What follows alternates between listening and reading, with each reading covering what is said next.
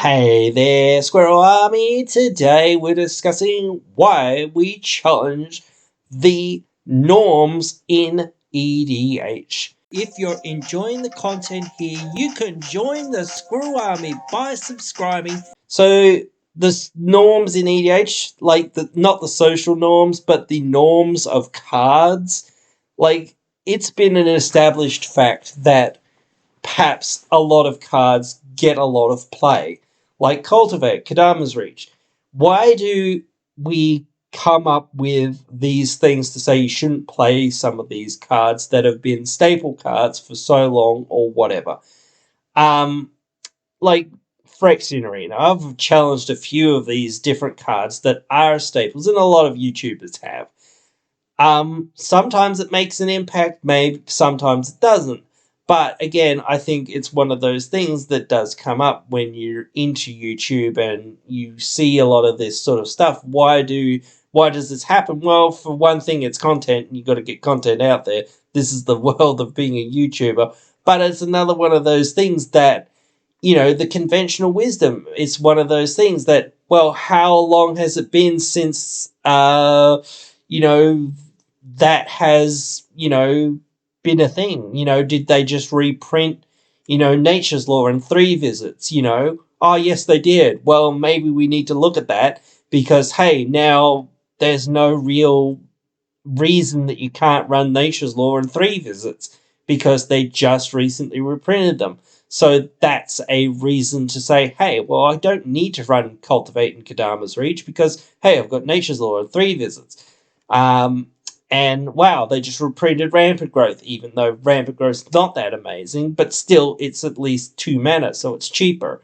So it's one of those things, like, again, looking at that efficiency and saying, well, efficiency-wise, or whatever, and not everything's about efficiency. I brought out that video, Efficiency versus Upsides, a while back, and, it's one of those things that not everything has to be that way, but again, at a certain point, sometimes it becomes too much and whatnot for most regular powered decks and whatnot.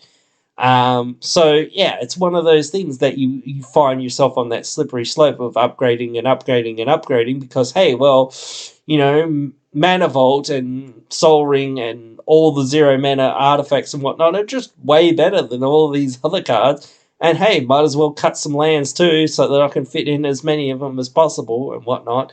Or just mana dorks and whatnot because they're super efficient and whatnot and all that sort of stuff. So, but at a certain point, it starts becoming like, wow, this is getting kind of out of hand. And is my deck, maybe my deck is actually better in terms of being faster and more efficient, but is the strategy, is the synergy better? But I guess that might be a bit more off to the topic. But again, thinking about why do we have to challenge these ideas that have been steadfast is, again, why is this card still being played? Why isn't other cards being played? Are there actually better options?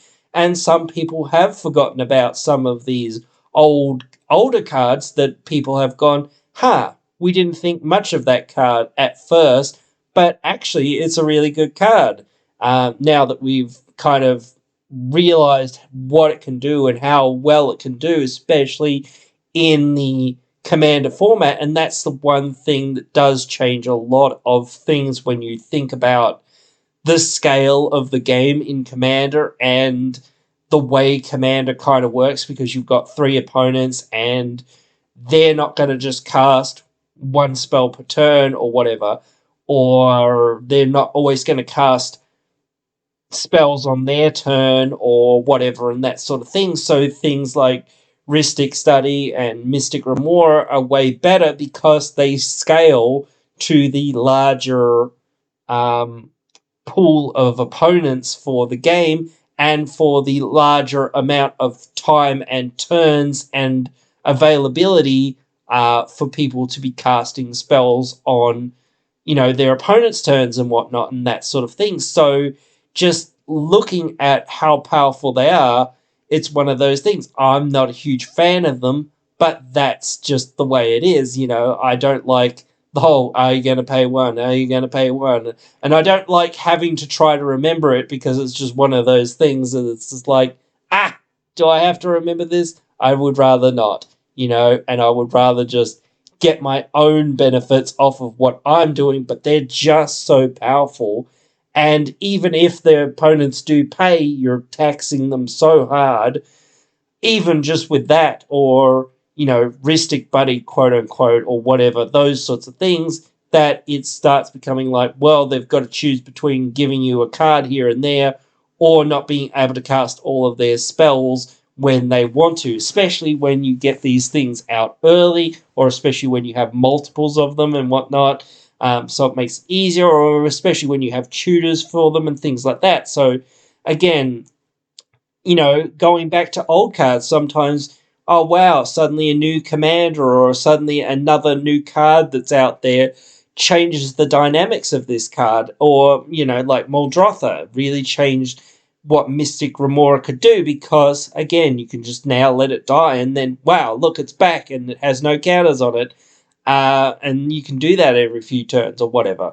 Things like that. Now suddenly it's way better in that deck because, hey, well, I can just sack it and get it back and don't have to pay 50 mana for it every turn or whatever it is.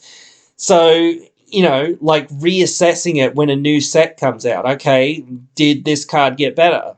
Or did they just bring out another card that's better than it or whatnot? Thinking about, what is this card similar to? Oh, okay, cool. They just brought out Wild Magic Surge. Okay, that's like Chaos Warp, but is it better than Chaos Warp?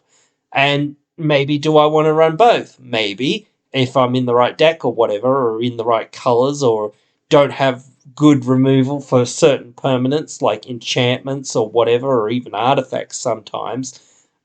So yeah, it's one of those things that we've always got to be reassessing cards and whatnot because there's always something new, especially nowadays. And I did think that Watsy did say something about this, that they're going to try to slow down next year or whatever, but I don't know about that. Doesn't seem too likely, but whatever.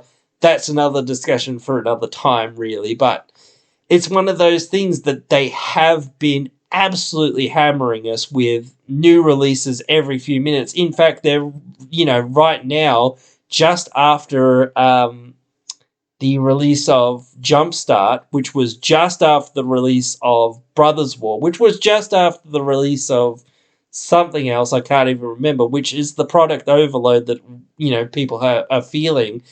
They are previewing the Dominaria remastered set. There are some cool things in there, and I would like to get some of those cards. And again, reprints. Reprints really help because, again, it brings some cards back into focus. Some people didn't know this card even existed.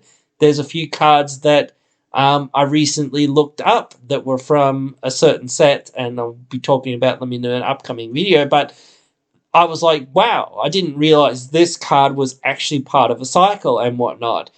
But now that I've seen those other cards, I'm starting to assess them and go, wow, actually, these are pretty darn good. So maybe I want to see if I can find room for them in some of my decks because they would be really good for those decks that I am playing. And hey, that's something that I need to probably look into because, hey, it's worth my time because then those decks will be better and, I'll be able to play them. So, it's always about that. It's always about going, well, what's in this set that's just good for this deck, for this strategy, or for whatever. So it's always a juggling act. It's always a process. It's always difficult. It's always somewhat annoying because, again, they bombard us so hard, but it's just one of those things that, and I know some people do this every couple of years or every year maybe at the most sometimes, but because they're just like, I cannot keep up with the rate at which they do things. So I'm just like, nah, I'm going to do it once a year or every couple of years or whatever it is, maybe at the most, because again, maybe I don't play as much or whatever. But again, it does depend on the level of investment that you've kind of got in the game. And that's kind of where it's at. It's just one of those things that even if they bring out a card that's, exactly the same, but it's a retro board or it's an alt art or it's a borderless or whatever, I go, wow, cool. I want that because, hey, it's not better than, or it's not something that's, whatever, worth that much in regards of like playability or whatever, but it's just aesthetically better. Like to me, I'm like, okay, cool. I want to get that because hey, it's much more aesthetically pleasing, and I really want to for my deck to look aesthetically good. And yeah, that's one of those things of going, well, how am I going to do that? How am I going to get these cards to look as nice as they and the deck to look as nice as it can, to look somewhat unified in some way, or to feel unique. I don't want to just have my deck be plain and boring and basic. I want my deck to reflect myself. And maybe this is a bit more of a conversation for another time, but again, why do we challenge those norms of running just regular basics? Why do we challenge the norms of running full arts? Why do we challenge the norm of whatever, running a specific set of basics or whatever, whatnot? Those sorts of things, because those are normal for some people. It's normal for some people to just be like, okay, cool, I got the Zendikar, OG Zendikar, or I got the Battle for Zendikar, full art lands, that's it. Those are my lands, that's it. Well, what about these other lands that they just brought out? Well, I don't know. But they just brought out some more, like it can, and it has become like that because they've come out with full arts for every single set recently and whatnot. So it's just one of those things. It's like, well, yeah, that is true. So maybe I should think about it or whatever or whatnot. But again, it's one of those things of like you could apply this to so many little things. Like, and again, I talked about efficiency versus upside, and whatnot. It's not always saying that you know you have to play a card that's less efficient or more efficient, whichever way you want to look at it, but you want to play the card that works for what you're doing as well. You want to say, hey, I'm not just going to pay 4 mana for this card that doesn't do anything extra. Challenging that accepted norm of, well, this card exists and, that's about it.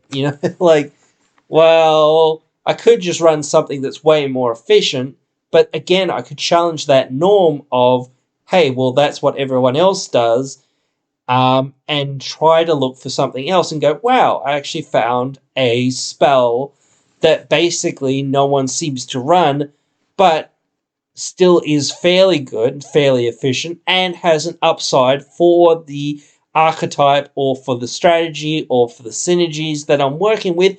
And even if I don't always get that off, at least it is still fairly good rate for me to play it. So I can play it and I won't be disappointed if I don't get that extra upside, that extra synergy, which if my deck is actually working correctly, hey, wow, I've got that extra upside, and why not? So again, just thinking about how I can make my deck the way I want to make it, maybe that is something I want to consider. So just always considering all those norms, they're not always right. And maybe sometimes they're a good guidepost to go by, or if you're really building for power, obviously it's a bit different because you kind of have to. But it's one of those things you can still go, especially in regular EDH or even kitchen table EDH or whatever, just kitchen table magic, is that, hey, well, I don't have to play anything in any way that someone else dictates to me, because this is a format where, to an extent at least, that I can pretty much do whatever I want as long as, hey, dudes, is everyone cool with me doing this? tonight, or I want to bust this deck out. Is everyone cool with me busting this deck out, even though it's a silver border deck, or even though it's this or that, or whatever it is? You know, as long as you're all having fun and are on the same page and roughly on the same power level, hey, you know, what's the problem? And that's the thing. Like, if you challenge those norms, again, that's the way you can get that deck to be like, hey, you know what? I'm going to build myself that silver border deck because, hey, I'm going to go to any, you know, game and say, hey, you know, is it all right if I play this? But if I hadn't challenged that norm of being like, oh, but it's not legal, or, you know, will anyone let me play it? And I have to ask every time. Just accept that you're going to have to ask or whatever. If you find people that are just like, nah, bro, we're going to be cool with that. We're just chill here, bro. So you can just play whatever for the most part. You know, and whatnot. So yeah, it's all about that because again, you don't know until you start asking those questions, going, huh, now I've found this out, and now I can basically play with these guys and have fun and enjoy myself and whatnot. So it's all win win win. And I found really cool cards. They've suggested me some really cool stuff. Not too powerful or not too crazy, but stuff that would work with what I'm doing or whatever. Things like that. You can make those connections and whatnot with those people. And that's what it is all about at the end of the day, I think, at least. Having those connections and having those moments with people that, you know, share the same passion and share the same interest as what you do. So yeah, but you guys can let me know what you guys think. Write your thoughts down there in the comments below, and whatnot. So yeah, hope to see you guys down there, and hope to see you in the next one.